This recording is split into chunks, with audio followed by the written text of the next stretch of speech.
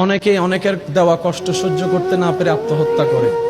মনে রাখবেন, জীবনটা আপনাকে আল্লাহ দিয়েছেন, এটা আমানত। আপনার শরীরে যা কিছু আছে সব আল্লাহর দেওয়া আমানত। আপনি আমি কেউ মালিক নই। সুবহানাল্লাহ বলেন না। মোবাইলের মালিক আমি, চাইলে ভেঙে ফেলতে পারবো, কিন্তু হাতের মালিক আপনি আমি নন। সেজন্য কেউ হাত কাটলে কবিরা গুনাহ, শরীরকে আঘাত দিলে কবিরা গুনাহ। রব বলে যেগুলো আমি তোমাকে ব্যবহার করতে দিয়েছি, তুমি মালিক তো হও নাই, সুতরাং তোমাকে দেওয়া জানটা আমি রবের দান, সেটাকে আত্মহত্যা করার অধিকার কারো নেই। সবচেয়ে চমৎকার বিষয় কি জানেন?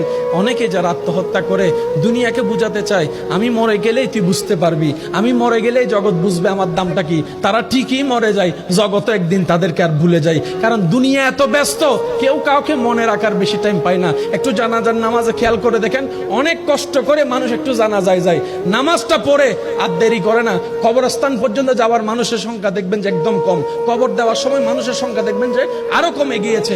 মানুষের ব্যস্ততা এমন, আজকে যেরকম আপনার আমার অন্য কারোর জন্য টাইম নাই, একদিন ওদের হবে আমাদের জন্য কারো টাইম থাকবে না। সেজন্য মনে রাখবেন, পৃথিবীর যতই আপন হোক, যতই কাছের হোক, যতই রক্তের হোক, যতই ভালোবাসার হোক, কেউ কারো আপন না, কেউ কারো আপন না। দিন শেষে বাস্তবতা মেনে নেওয়াটাই বুদ্ধিমানের কাজ। কথা বলেন ঠিক কিনা?